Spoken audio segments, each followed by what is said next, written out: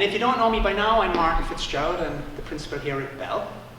And my co-presenters this morning, in terms of just putting some names on faces, are Katya, Ostor, and she'll tell you about her work here. She joined us in September.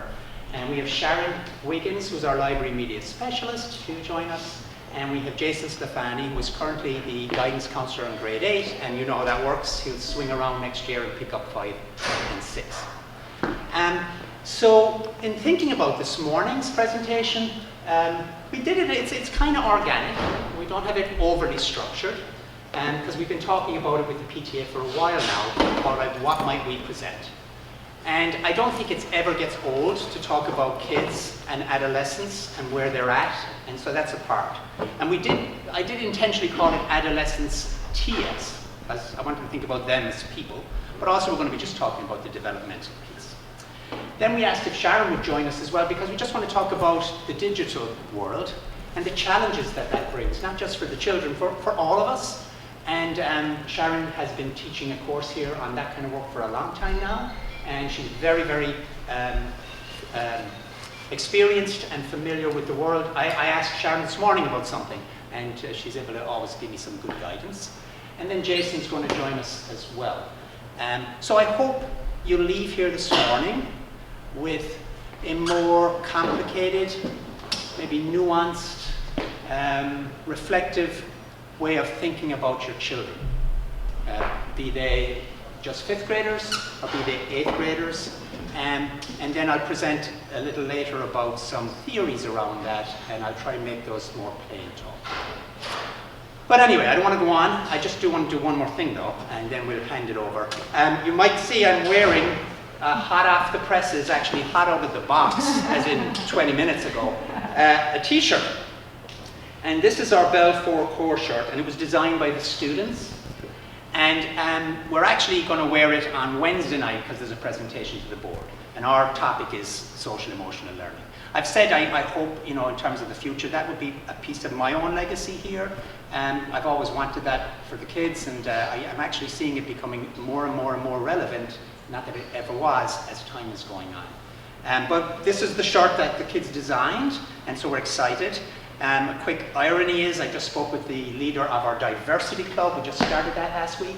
I jumped in to show her the shirt. I was all excited, and she had a long face. I'm like, what?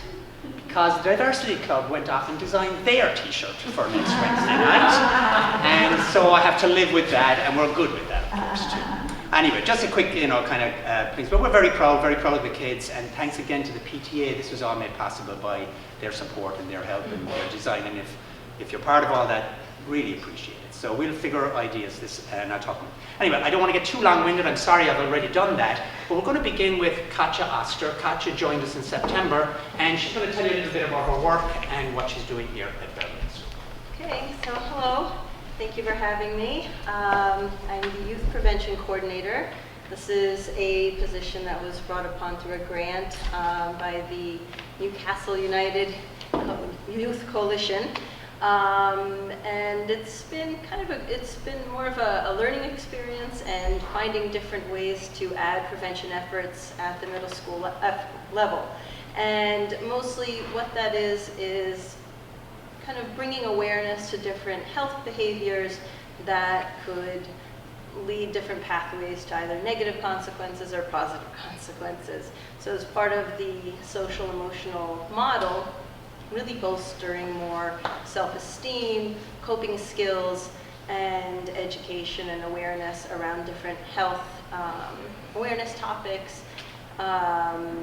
So far we've done, or I have done, presentations in health class and in physical education, certain topics such as the dangers of vaping. This is a new issue that's come up really nationally among high school, starting in end of middle school, usually into high school, seeing more of this. So bringing awareness about that topic, issues such as refusal skills, learning healthy ways of saying no, or kind of standing out from a crowd and making good decisions and feeling comfortable about them. Another topic we've covered was stress. Let me just change this.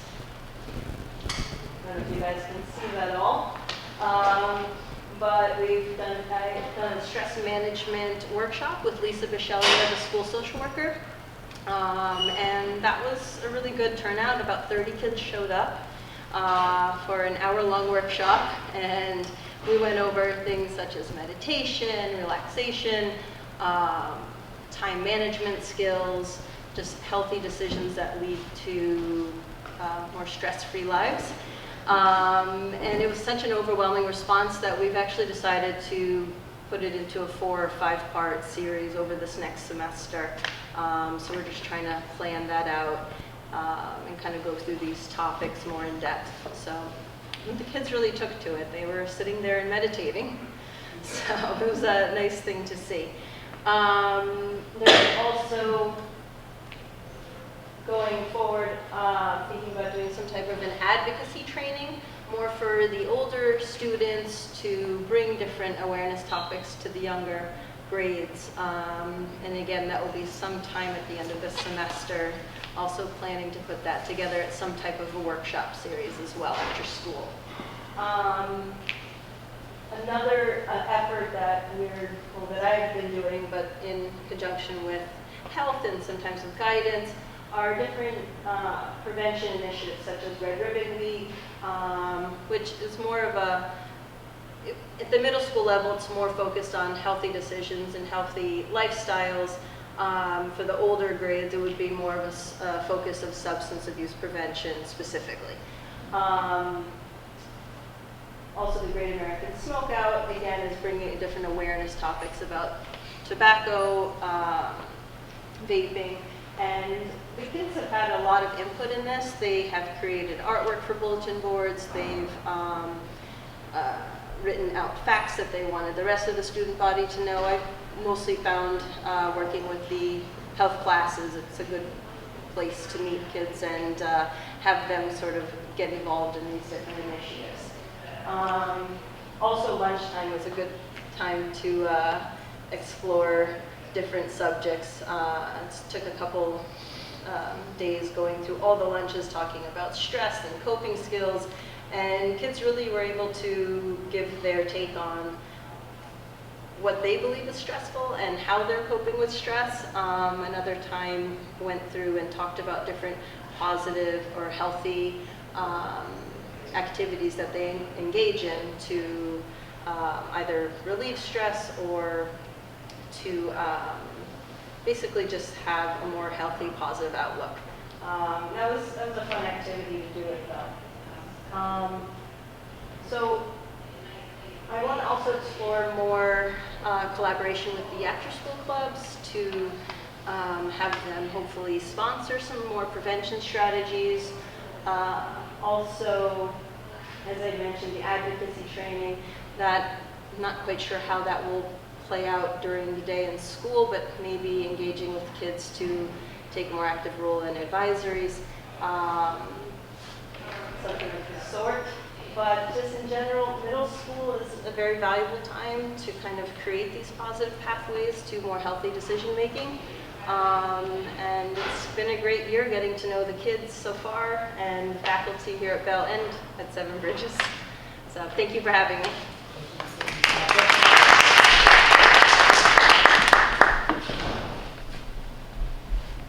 Okay, so I'm up next, and I thought a place to begin, and we've talked a bit about this before, would be to talk a little bit about brain development. Now again, a disclaimer, I'm not a neurologist, and I don't have training in that, but I have had great interest in it, and specifically when it comes to adolescents and that whole area. And it is a growing area, and the more I read, the more I learn that the brain development period seems to expand and expand. There was a belief system at one point that it was just during this period of adolescence, maybe up to about 16, 17, and then we were done. Now as they're able to do a lot more refined looking at the brain and use fMRIs and go deeper and deeper, our brains may be developing a long time through our life. But I think a good quick way to think about the brain, I like to use a few kind of visuals, is if we were to think about it in the two hemispheres, right? And this is the stem, okay? And that would be back at the head here, and then moving towards the front out here. And the current belief system and theory, right? Because it all changes. You read something from 10 years ago, it's different again, and it's different. The current belief system would be, and it's probably robust, that back part was the reptilian part, the first part of the brain to develop, and it's the seat of a lot of our emotions, and which makes sense, because you're going to run or you're going to stay. What are you going to do? And also, I'm very much involved in the autonomic system, such as breathing, blinking, things that have reflexes. That would be back here. So very important stuff when we were beginning our life as species. And then over time, you see the brain developing from back to front, and the prefrontal cortex being understood as the seat of sort of more logic, the seat of more being able to think and develop different perspectives, etc. So that's remained as a belief system. I like to use this model, but I've also seen this model. And if you think of your thumb as the sort of stem and sort of fired up area, right? And then this overlay of the cortex. But some of the research would show when this gets fired up, so when we're in a very emotional state, or a very anxious state, or a very worried state, as someone said to me, we can sometimes flip our lid, right?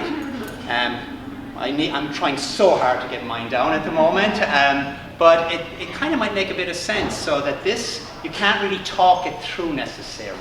It's experiential. And then you have to figure out strategies for bringing that lid back down. And it kind of feeds beautifully into what Katya was mentioning at the beginning, ideas like mindfulness, stepping back from situations, checking that am I personalizing a situation more than I do. Do I deal in awfulness, if things awful, and just starting to recognize that in ourselves. And it can be as simple, and you'll see teachers do this here with the kids and adults, having like sometimes a squeeze ball.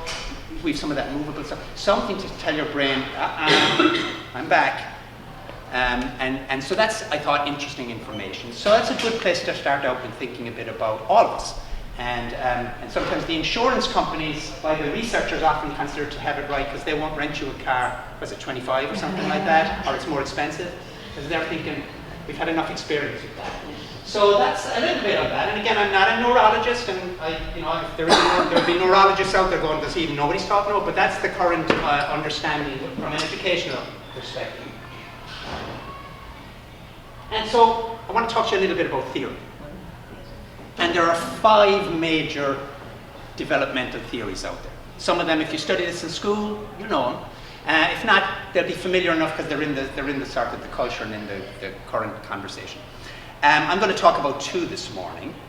But before I talk about any theory, in the same way as I started talking about the brain, I don't want anyone leaving here this morning feeling that this is the gospel, this is how it is, this is what we're at. So a way of thinking about any theory that I like is if you go to the optician to get your eyeglasses, right, to get your prescription, and they'll put that device on over your eye, right, and they'll do this piece, right, and they'll take it back, and you'll be like, kind of, not really. Then they'll put another lens, right, until finally you get to that very refined image, and you'll be like, yeah, and they'll say, that's the prescription for this year.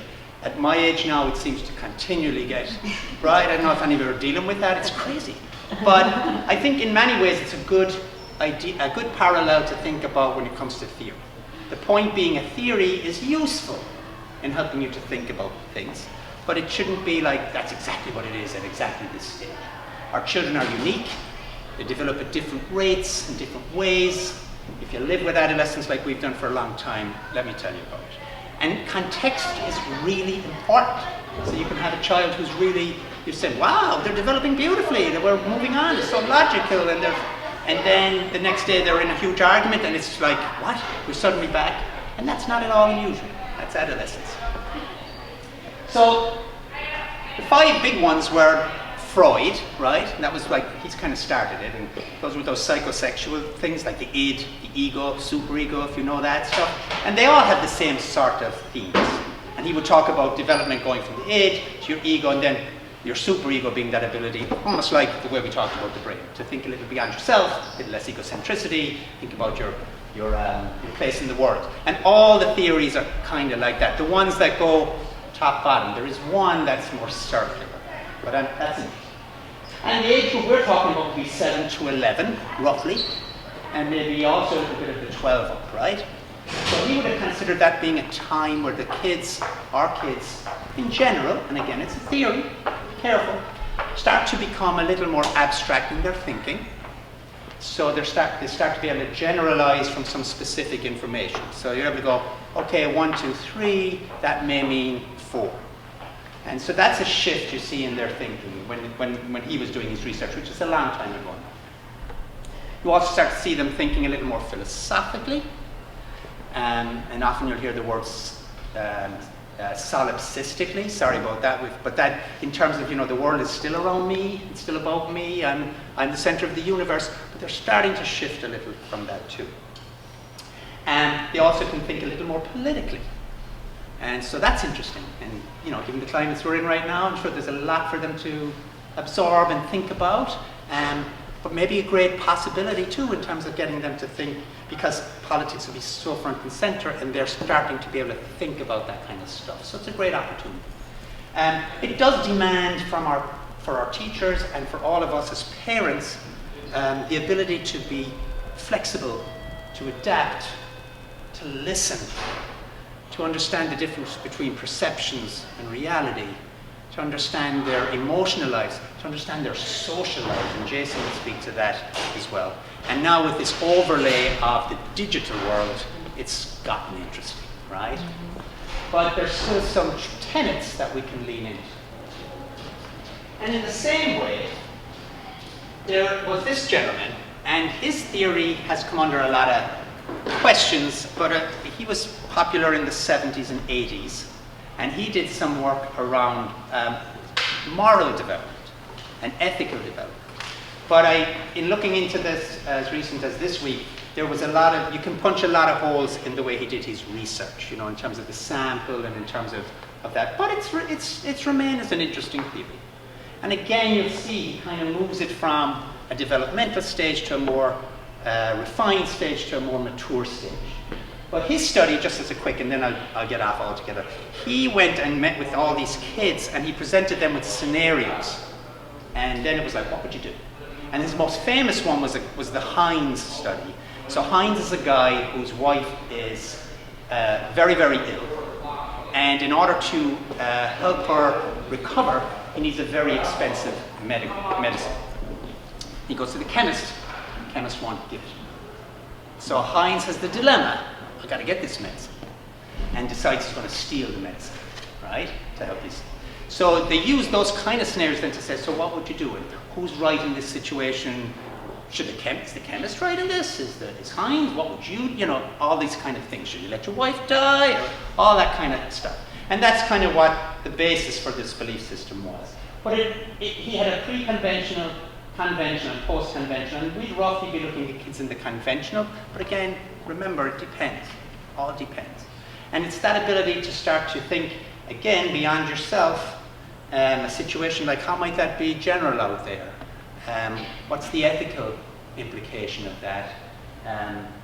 And yet, at this stage, they go from sometimes very personally defined, and then you see wonderful, honestly, in terms of the kids who do work like this, great altruism as well and great reach.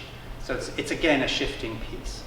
I would say to you folks, having been here a long time, I had a recent experience where we were interviewing and we were using children as part of that process, and it was a conversation around digital world and all that stuff. And I saw 3 different groups. So I saw maybe 21 kids. It's a nice sample. It's not necessarily that they can execute on what they're articulating, but let me tell you, what they were articulating, I had a number of the candidates go, I don't think I have anything to teach. The children were so thoughtful in their responses. And in many ways I felt a little relieved too, because my impression was kind of disabused from the way they talked about it. So they were like, no, I wouldn't do that, or what are you saying? And so it was encouraging. That's not to say that they don't slip, but what's my point? My point is, you could see that the context here in our community does have a lot of kids with a grounding in trying to be more ethical, and that's not that they're always perfect on it, but I felt reassured. But again, a theory, folks, just that you know that. And then lastly, as I mentioned, there are other ones. There's ones by a gentleman who worked at Columbia. His name was Branfenbrenner. His is very different, and it's much more complicated because you start to look at the impact not just of the school, but of the family, of the community, of the culture, and even of the time we're living in. So think about our times right now, right? 2019, all that we keep seeing. I mean, the digital world is dramatically different. And we're trying to understand that shift here with kids as well, and with families, and with ourselves. And the pace of that disruption has been kind of fast. So a theory like that would say, yeah, you have to pay attention to all that. So lastly then, before I turn it over to Sharon, there are theories out there. Do not leave here thinking that's exactly how it goes. That wouldn't be true, but maybe it gives you a little perspective to step back when you're working with a situation that's very close to you with the ones you love the most. I will again share with you a little don't leave piece around some tips and strategies you might want to think about when you're working with your children. And so with that said, I think, let me just be careful, don't jump through. Oh, one last thing, Sharon, sorry. So that you know, I hope so, Sharon, so that you know, we do regular assemblies here with the kids, and I call them admin assemblies, and the content for that is our 4 core values. It's generally content that I usually have a piece of video. The most recent video was one with a high school wrestler that I showed the kids, where this particular high school wrestler at the state championships, if you saw it, it's just, and I tried to bring tears to everybody's eyes, that's part of my goal, including my own. He injured his opponent in the match for the win, right? High school state championship, big stuff, right? So his opponent was no longer able to continue. And so they go back out I could show it to you, but they go back out onto the mat. The kid, all he did was pin it. It was done. Lies down, gets down on all fours and lets the other kid pin it. And then they're talking to the kid later, and he's like, wasn't worth it. That was a high school state championship. So I try to show them stuff like that to get them to think beyond the hyper-competitive world we can find ourselves in, or the drive for all that. And I've shown them songs, and I've shown them other pieces that I hope will get them to, that can be powerful way, and that's a powerful use of media. And then we'll often do activities around that as well, and I get them to share, to give me some feedback, and I keep pushing it. And we're at a place right now where most kids can tell us what the values are, which is a great thing. It's taken about 8 years, and it's become more common language.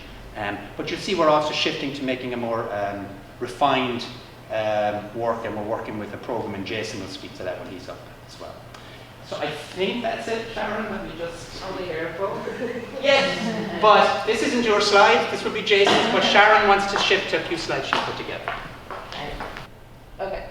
When we're talking about digital skills, often we're talking about what we know, right? So digital literacy is something, I think the difficult part about it is often we feel ill-equipped to have that conversation with kids because things move so quickly that what we know from 5 years ago has transformed tremendously.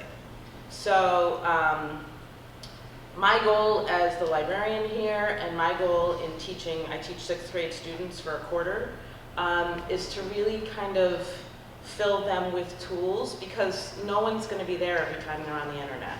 No one's going to be there every time they get a text message or social media something and they don't know what to do. So my goal is really to give them skills that they have some toolkit to operate from. So, and that's why I put up here the survival kit. Just like when you go camping or something, you need a survival kit. You need the same thing when you're online. You need the same thing when you have social media.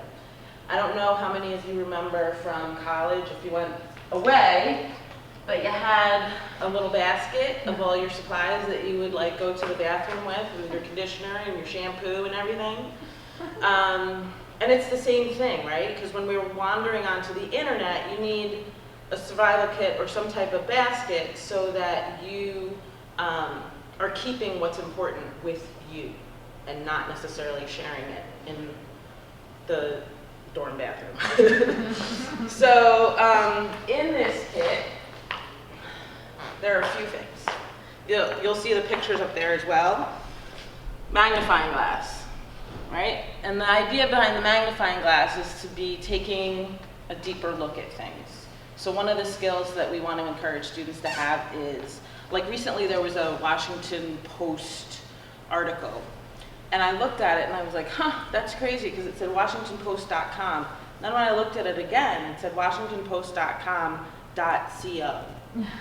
Okay, so, and there's a lot of things, like, it's just 2 extra little letters that kind of convey that, okay, maybe this isn't really Washington Post, right? But if you're not looking for that, or if you just see Washington Post and you see some shocking headline, you're automatically going to say, this is crazy, I can't believe it. And then the sharing begins and the cycle of fake news continues. So the magnifying glass is really about taking a closer look. Padlock, you need to lock up your personal info. Facebook, for one, I noticed always is revising their privacy policies and their settings. And if you're not staying up on it, then, and it's a lot to stay up on, quite frankly. But next thing you know, a lot of information data is being taken, and you're not aware because it changed 2 weeks ago, 2 months ago, and who has the time to go back in and monitor their settings all of the time, right? So it's important to have a system in place, whatever that system is. Whether it's putting it on your calendar, like check over my privacy, but also conveying to kids that to be aware of it. Sometimes all we need is awareness that this is something that I should be paying attention to. I asked my students recently, like, how many of you have read the terms of service when you sign up for something, right? And there are a couple who were like, yeah, I read, but it's like terms of service that you sign up for are so long and such legalese language. Kids, I'm sure, don't understand, right? But I still think we can be talking about these things and raising awareness that there are repercussions and there's consequences for understanding terms of service and privacy. And the last is, question. yes. On that point, and Please feel free to. do you talk about during that discussion about not sharing? Yes. Blocking is one thing, but sharing is another. Right. And so for that we have the mirror, right? So the mirror is really, especially with kids, it becomes photos. Now I've noticed that the 11-year-olds in my life are really aware of who's taking pictures and who's sharing them. And it was kind of a shock to me because all of a sudden it was like, you know, full-on arguments about, he took a picture of me, he's gonna share it. I don't want him to share it. And so I was like, whoa, like we're very emotional about this. So, and it has to do with that sharing. A lot of times it happens with pictures. I recently told my 6th graders, please feel free to blame your parents. I hope that's okay with you. But I said, please feel free to blame your parents and let your friends know that it's not okay to share information, pictures, whatever. And you can say that you're gonna get in trouble for it. You know, like, oh, if my mom finds out or my dad finds out, I'm gonna get in trouble. So please make sure you don't put me on anything. It's like, you're lucky you have that excuse. Now it's not gonna work for me. But you know, I think it's important to know who's taking your picture and how they intend to use it. And that's okay to ask. You don't have to be upset about it, like the kids I was describing. You don't have to be, you don't have to take it personally, but it's okay to ask those questions, and it's okay to set limits with your friends if you're not comfortable. And also passwords. And passwords too, exactly, yes. Are you finding that most of your 6th graders are on social media? I'm not, it varies. Okay. So 6th grade seems to be the year where it starts to change. Right. I think parents have different social media Yeah. sites that are okay and not okay. So that, you start to see some of that. So some students will have an Instagram, but they don't have something else, or some students won't have anything, or some. So I kind of get some informal information from them about what they're using. But I would say, please don't hold me to this statistic, but I would say probably anywhere from 60 to 75% are, they may not have an account, But they're kind of aware of it, you know, and starting to kind of look into it more and Do you think the 13-year-old guideline, like you're supposed to be 13 to have them, do you think that's because of social and emotional development or because of just legal minds? I Like, personally from think it's development? legal minds an arbitrary number. And we talked about that this week too, actually, and they said they were aware of 13, and we talked about like where does that number come from? Yeah. They think it's because then you're a teenager, Yeah. you know? I didn't know if it was more, I always assumed it was based on better judgment, 11-year-old versus 13-year-old. Yeah, I think it's more to do with liability. Yeah, I'm curious Somehow. where the number came from. One more year. Yeah, I think I don't know where the number came from. I tend to think it's more arbitrary, legal. You know, they have, like PG-13, like where did that come from? Right, You yeah. know, see, I think it's along the same lines, like, oh, we'll go with 13. So yeah, I think it's important to be careful what you post. It's also interesting, we Googled ourselves, and kids will find pictures of themselves that their parents posted. And they'll start to see, so they don't yet, for the most part, have a digital footprint, but they are starting to, but some of them do because their parents have posted them. And some of them are starting to see, you know, they see that their name is attached, you know, kind of like those yellowpages.com, where you can see your name is attached to other family members and that type of thing. So 6th grade is a great year for me because it's a time when I can say, like, you know, you get to choose what your digital footprint will be. You will have one. Everyone does, right? Some more than others. But if you're using the web in any regular way, you're going to end up with a digital footprint. I recently attended something, and the journalist asked me, but I recently attended something, and there's an article in LoHUD, but they spelled my name wrong. So I was like, that's awesome, because it doesn't show up. I mean, I don't care either way, but it was just funny because, like, you know, something like that changes your digital footprint, right? Also, soap. Soap is here because you can't clean up your digital footprint. You don't really have a lot of choice over your digital footprint. You can choose what's out there, but at the same time, like if you see something that you don't want out there, soap's not gonna do it. It's permanent, right? It's like tattoos, permanent. So that's kind of what you get. Speaking of which, let me fast forward this. That's from. The other thing is a notebook. It's really, so there are a bunch of secure sites where you can keep your passwords and information private online. So that may be something worth looking into, or just keeping it. But what's interesting to me this last week in the news cycle is that even things that were written down, everything's being digitized now. So even the stuff that was written down, like the yearbooks and whatnot, even that's coming out because everything gets digitized. So years later it comes back, right? So aside from like literally a notepad where you're ripping it out and throwing it out, you have to think that most everything is there. The toothbrush one is my favorite, like prop for talking about digital literacy, because with the toothbrush, one thing you don't do is share a toothbrush, right? That's one thing you won't share with anybody. So it's a really good reminder, especially to kids, like, yeah, you don't want anybody using your toothbrush, just like you don't want anybody using your account or your password or what have you. So think of your digital privacy as your toothbrush. That's not something. The other thing is that toothbrush is great against fighting disease and viruses, right? You want to keep your mouth clean. A lot of sickness, illness has been linked to dental hygiene. So the same way that you take care in how you present yourself at school, like more and more, again, increasingly through the middle school years, that's a bigger and bigger thing, and you can see the transformation of the kids. You wouldn't really want to go out without using your toothbrush. So the same way you shouldn't really be on the internet without thinking about some of these ramifications. The strainer, we talk about filters a bit. We talk about how to use filters. Often filters are helpful for us finding the information we want, not just taking what pops up on your Google page, on the first page. So thinking about straining things. And then safety pins. So Safety pins are really about what's your plan. These are some of the questions we've been talking about. There's something called the 9 Ps of digital citizenship, which you can look up online. These are some of those questions. Is your password secure? Are you protected? How do you protect your information?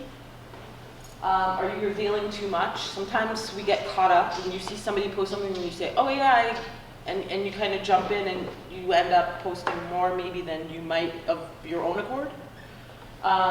What personal details are in your photos? Is it showing where you are? Is it showing, just thinking about that. And again, it's not about being so anxious about it. It's just about an awareness of what's there. Who owns the copyright? We talk a lot about one of my big goals, because my curriculum changes depending on the students I have. I really try and make it respond to where they are. But one of the big things is copyright and citations. And really, again, developing the knowledge that just because it's on the internet and I can copy it and I can paste it, doesn't mean I should, right? And there are other ways to do that that don't really take that much more effort, but that way you know that you have the right to use it. Did you ask for permission? Did you use citations? Are you protecting yourself? Terms of service is what TOS is, and then professionalism. How are you addressing problems? If somebody says something to you, how are you responding to that? Are you kind of, you see this internet fury that kind of develops, and kids are very much aware of that. So, What's TOS? Terms of service. Kids are very much aware of that. So how are you communicating, right? So how are you responding to some of, because especially with bots and there's just it's gotten crazy. And then personal brand. Are you intentional? What's your brand? What is it that you want to share? Or what is it that? So safety pins are really about having a plan, a safety net of what it is that we want to do. So lastly, you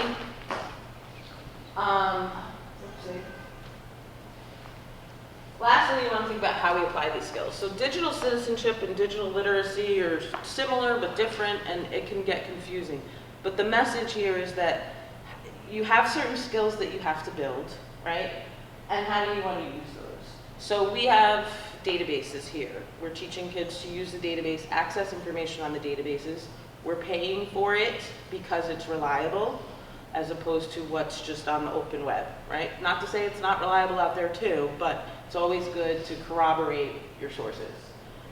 Using filters, like I said before. Understanding file types. I find that 6th graders have a trouble with what's a JPEG versus what's a PDF versus what's a doc versus so on and so forth. So understanding that and having the skills, because just handing in your work requires that you know something about the document that you have, where to find it, how to attach it, those types of skills. And so I think in closing, my concern is that we've been so busy talking about how kids are digital natives that we're not giving them digital skills, okay? So yes, they're always on devices, and starting very, very young, they learn how to manipulate those devices. But if you ask them about their settings, they're like, excuse me? And some kids, say, well, I'm not really into computers like that. So you also see this divide with the kids who are more techie and the kids who, play games and such, but they don't really like computers.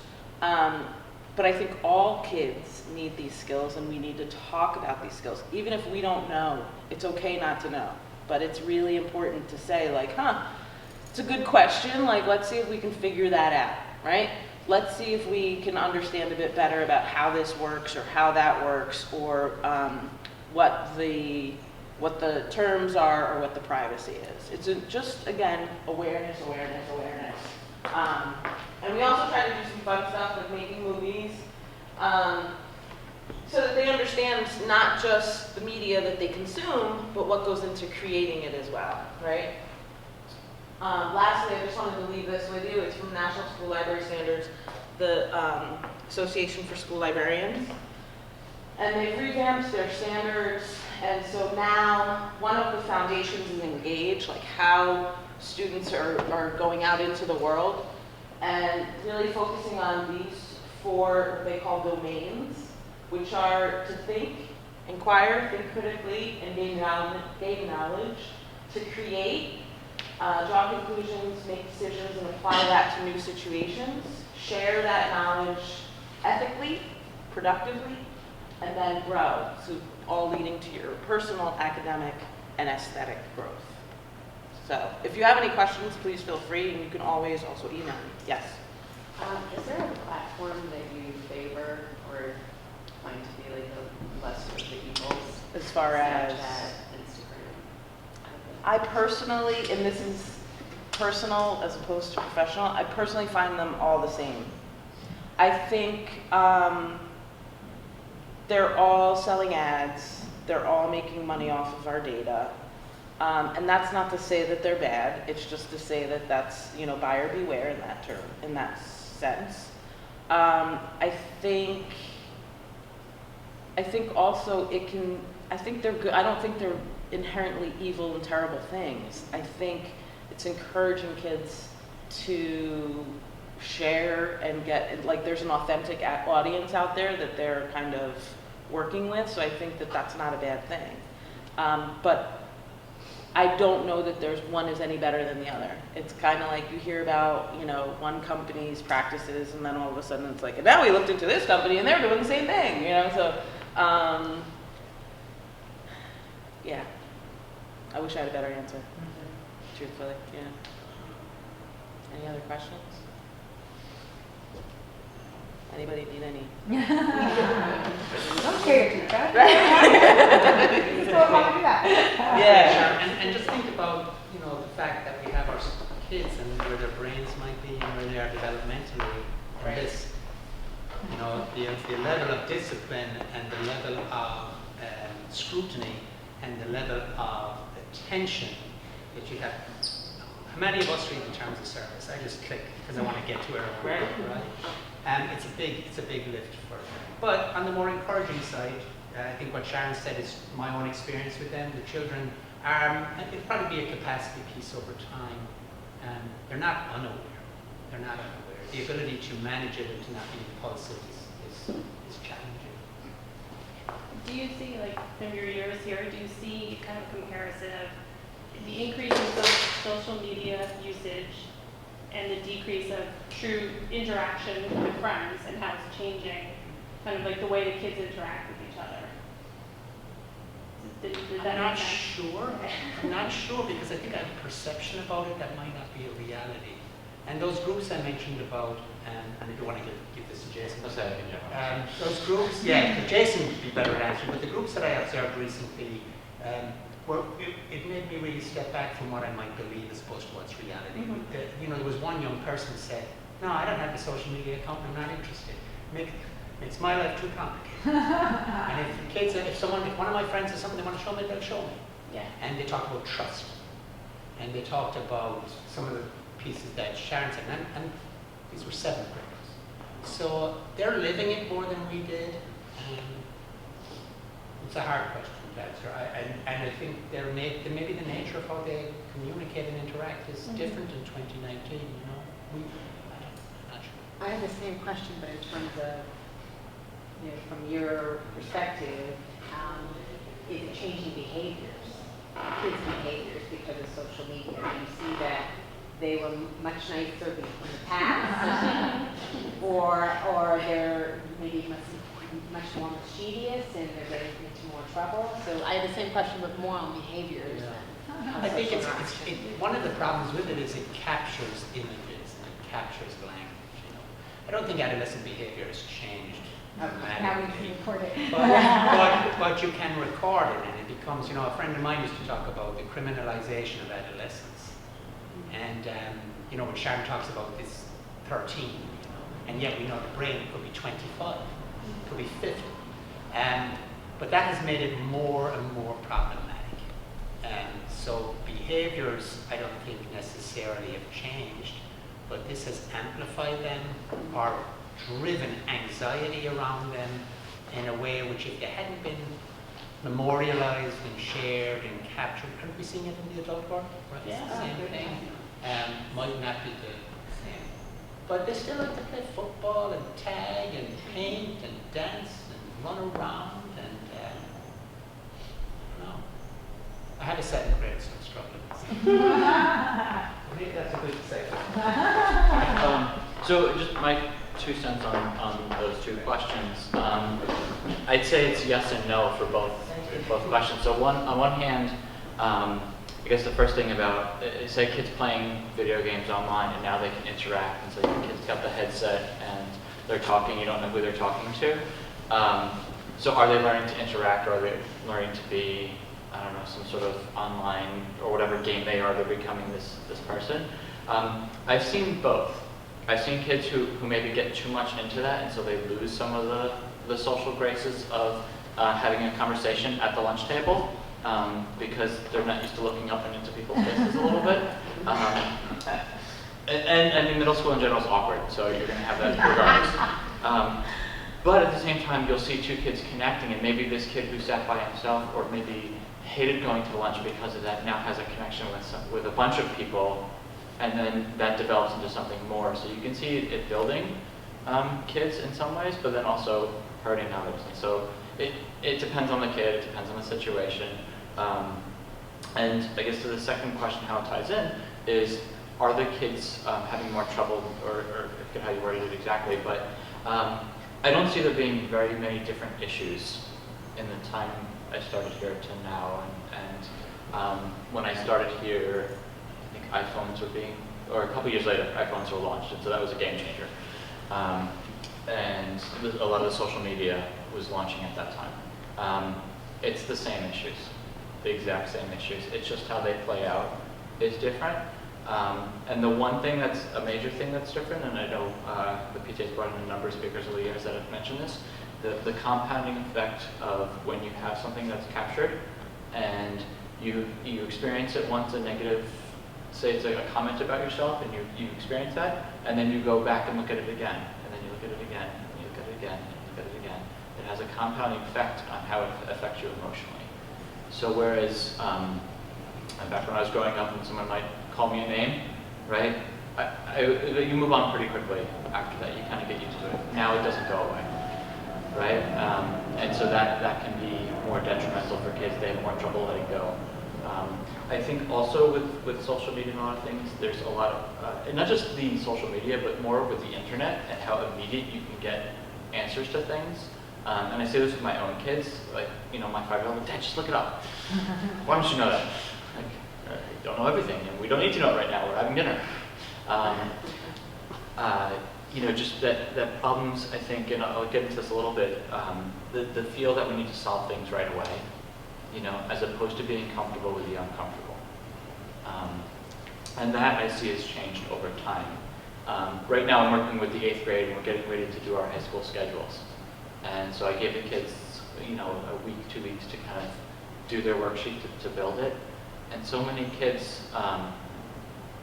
you know, I said, I want to have them by this date so I can look them over. I'd say maybe 25% of the kids got them in that date, you know, and they're like, well, you didn't yell at us, you didn't remind us, and like the kind of that need to have being inundated with something and having it in your face for them to respond to, as opposed to just take care of it because it makes sense.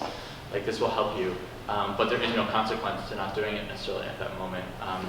So I think some of those things have changed a little bit, that if we can learn to reinforce and change the way we do things, whether it's at home or in school, to have the kids a little more uncomfortable in situations so they learn to manage on their own, but then also like let them fail, let them mess up, because then they'll learn from it, and that's okay. And you know, the big thing we say a lot in 8th grade is like, well, at least they're doing it now as opposed to next year. Right, and it's kind of been a good experience. And so, but it's really painful for a lot of kids too to go through it, but that's okay. Actually, I stepped out for a moment, I was closing the door, and the 8th graders were going to lunch, and a couple of them grabbed me, and I was like, I got an A-. Do you know what a minus does to me? I was like, whoa. It's like a minus, right? I think it was in gym. But just the idea of how much in that student is built up, this is what needs to happen, and this is what's causing the stress. Actually, I'll come back to ruler in a second. Okay, so this is kind of where I went. So as I'm thinking about today and talking and presenting, and even up until the point where I think, so I walked up here, I had 1,000 different things that I could think of that would apply to this stuff. And so I keep changing my frame of where I want to go with things.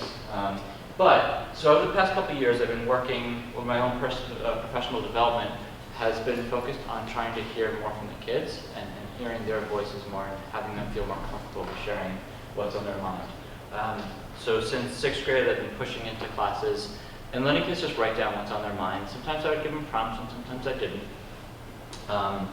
And so it was more prompt-based in 6th grade at the beginning because they needed that, as opposed to, towards the end of the year or the end of 7th grade, they just kind of went off for like 45 minutes, just kind of went off and just said whatever they were thinking. And the more kids talked, the more others felt comfortable talking.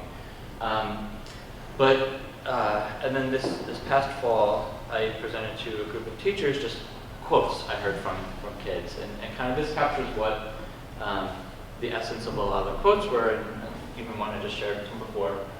What are the kids stressing about, right? And again, it's not that we have to take these things away, but it's having them learn to become comfortable with this stress, right? Like how many times I hear a kid, and one of the quotes is like, that teacher hates me, right? And a teacher would hate to hear that, right? Because they want every kid to like them, as most people do, but sometimes it's developmentally appropriate, and sometimes we lose sight of that.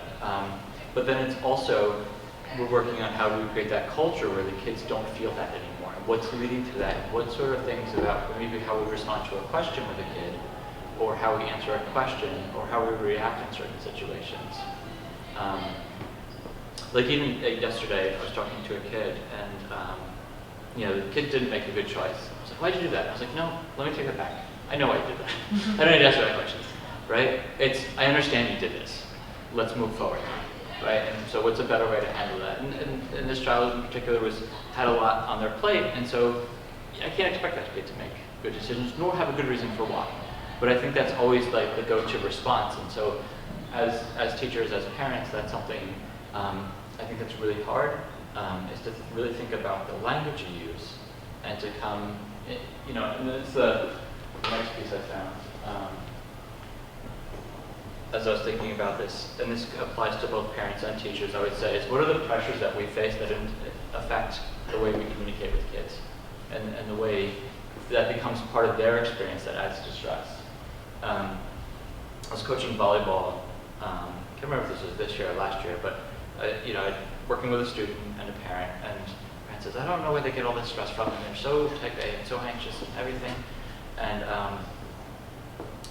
the parent's always very pleasant for everything like that. The kid's always very, very high strung.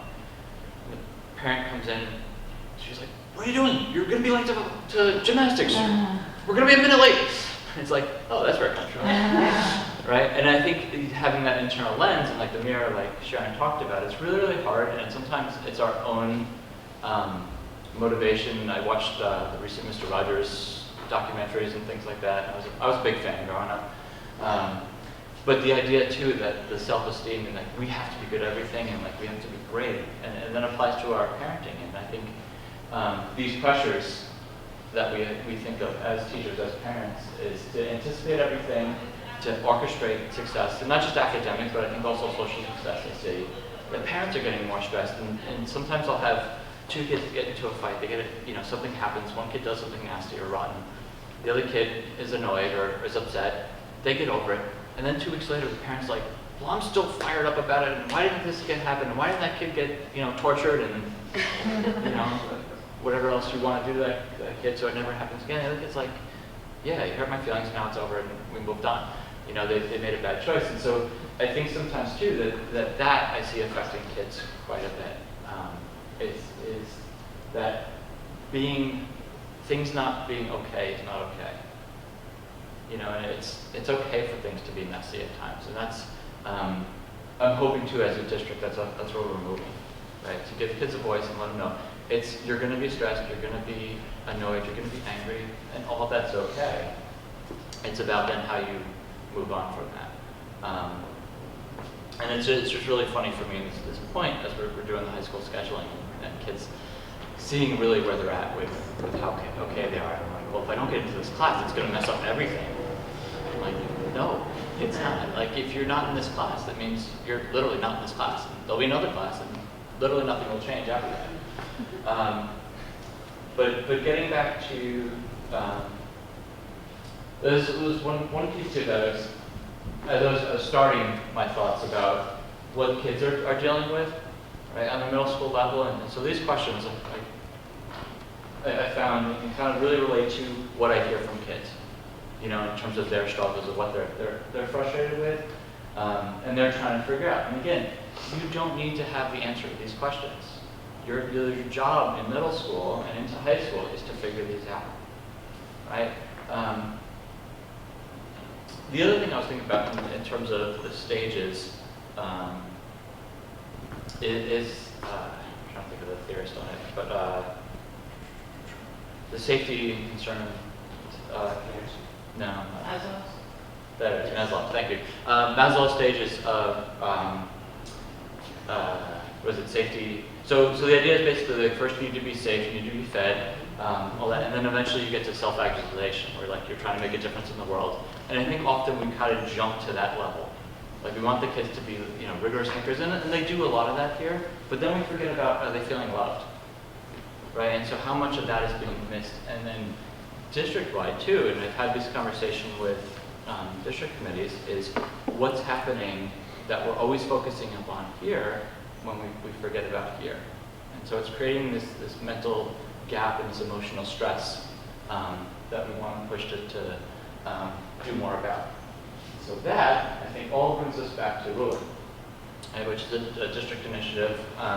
So we had all the mental health professionals in the district meet over a couple years, and we were talking about our K-12 plan. And so a program that, or they don't call themselves a program, but the Ruler comes out of Yale, and the idea is that we're really teaching kids and ourselves to be okay with emotions. And it's emotional-based learning. And it's something that we as counselors really like because we felt that's where a big gap was. You know, one of those things that kids not having a voice, not feeling they can express things, feeling like if they were to say something, they're going to get judged for it, they're going to get looked down upon it. So how can we change and shift that perspective? So we want the kids to recognize the emotions, you know, and there's different tools that they present and understand the cause and the consequences of emotions, and then what to do with those emotions. Right? And so like, yes, I'm angry, and they have a tool where it's different quadrants, and so you can be really, really angry, but sometimes you really, really should be angry. And so I found myself, after learning about this a little bit, when someone said I was really, really angry, it's like, rather than saying like, how can we not be angry? It's like, good, you should be angry. You know, and I think that's acknowledging those as much as possible and letting the kids learn to move through them. That's what I think we're really trying to do better as a district. So I'll just close with one thought. In this district meeting, there was a parent representative. And the parent said, I'm the only non-educator here. He said, can you do in 8 hours, everything you do be undone when the child gets home? Or, conversely, can everything that's done at home be undone here? And yes, you can have both. You can have, it depends on the child, but I see both. So, you know, what it comes out of that though is how can we partner as a community? Right, and if you look around, I was saying to some other people here before that if this was a math meeting, we would have had at least 100 people here, right, for one grade level. And so why is that? You know, and so you're here, so what can we all do to help kind of change the community, change the culture, and so we can push kids to kind of get into the best colleges that is right for them and the best fit for them, that they're feeling good about and that we as families feel good about, but then also how we're building up kids to be emotionally and socially grounded. So when all these things that they learned about doing things online and about making good, responsible choices, that they're actually follow through on the things that they know is the right thing to do, they actually do them. Because I find the kids that they can tell you, you know, all the right answers.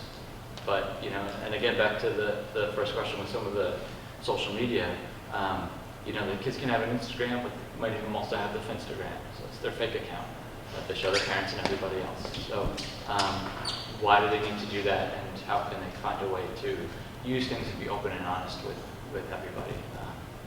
You know, and how can we facilitate those conversations? So, yeah, go ahead. When you're talking about being okay with not being okay, do you have tips that you give the kids for that, or me? Like, you know, just in general, how if things are going wrong, you get a bad grade on the test, your friend's being mean to you, like life is full of things that happen, and sometimes you can't fix the problem right away or ever. So, like, what do you say to them that they should do? Or it's not the best language I use, I think sometimes, but like they'll tell me something like, yeah, it really sucks. like just validate the fit. Yeah, and I think really validating their experience, because rather than trying to fix it or to change it or to justify it, because I think that's the natural inclination. But then also too, and what I really like about Ruler is the first year is all about the faculty, so it has nothing to do with the kids. So it's really teaching the faculty that we have to be better at this. Right, and it extends to parents too. And it's, I think it's also forgiving yourself and letting go of the fact that you have to have things right as a parent. Right, cut yourself some slack, I think first, you know, and then with my daughter, she was sick for the last 3 days until this morning. She was in a little bit of a funk getting ready for school, and I realized like it's probably because she's enjoyed being home with mom and dad, so this is not her favorite day, and so when she's throwing a tantrum over her shoes all of a sudden don't fit, it's not because of that, but at the same time when she's screaming, it's hard not to, in that moment, to not react to that. But as the other thing too is from a parent side and from a parent social media side, you don't see stories like I just shared on social media, right? You get all the great stuff.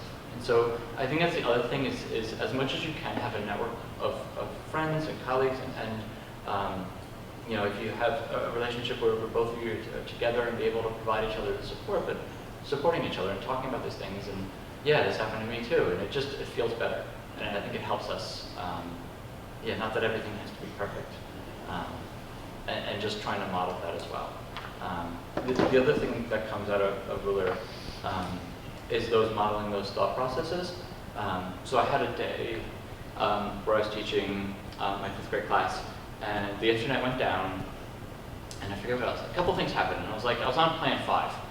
But I was sharing this experience with the class, and I think I had a headache too. I wasn't feeling well that day. And so I'm like, and I would really appreciate if you all could just bear with me a little bit and try to just be calm. And I think the kids respond to that because they could see the real emotion, and they also learn like, yes, I'm frustrated right now. It's okay that I'm frustrated because these things are happening. This is how I'm processing and dealing with it. So I'm doing all the things. I'm recognizing it. I'm labeling it. I'm coming up with a plan. Figuring out a solution. So, yes? What advice are you giving the kids about when they get angry for a valid reason? What are you telling them to do to, respond to that? My thought, it would be the same with any emotion. The way I look at it is emotion that kind of creates energy inside you, and so you got to do something with that emotion. And every kid's going to be a little bit different. Some kids are real physical, so I'd maybe go do something physical. They can go throw a ball, shoot fast shots, go for a run, punch a pillows. You don't have rare that kids that's what they want to do these days. But like it's more like throwing a ball, right? One of those squishy balls. Other kids, they could write something down. Some carrying up paper. There's countless different little things you can do, but just something like somewhat destructive, but in a safe way, gets anger out. So what you have in your hand, thank you, Jason. I want you to know Jason and I did not collaborate on it, but I think it kind of summarizes nicely what Jason was saying. This is a publication called Edutopia, and if you check it out online, you'll find a thread with a ton of stuff around SEL, in addition to other teaching strategies. But it nicely summarizes, I think, what Jason said, and you can see that if you find this online, it has some links as well that will take us. But, being a good listener, modeling the behavior we're seeking, nurturing our children's self-esteem, respecting difference, and also taking advantage of support services. I was in a meeting recently and we were talking about safety and that, and one of the contributors and I talked about as we go forward in the 21st century, destigmatizing of mental wellness and mental health issues. And so making that more common, and that to understand that sometimes you need to seek help. Sometimes that can be a counselor, that can be a therapist, and that's the way to go forward. We still struggle with that as adults and certainly as children, but I would suggest that that's on the rise as we move forward, and with all this sort of other things that we talked about here this morning, really important that we're trying to remain open and available to that too. And that sometimes it's not necessary, but also open and available to it for ourselves. We're very busy people, all of us, it's challenging. We can struggle in all the same ways that Jason talked about, and as I mentioned, and the way the brain functions like that doesn't end because you're 20 or 25. We flip our lids too, that doesn't change, so keeping that in mind. And then lastly, we'll take a couple of questions if any remain, or we'll conclude. You know, it sounds a little maybe on the trite or corny, but you know, compassion and love and care, right? That's what we got. And to not miss that in some sort of search for accolades or competitive edges or fear for our kids that they won't be able to find their way in the world. But I think if we give them those great foundations, they'll find their way in the world. Yes. So with that, I think thanks so much to Katya and to Sharon and to Jason.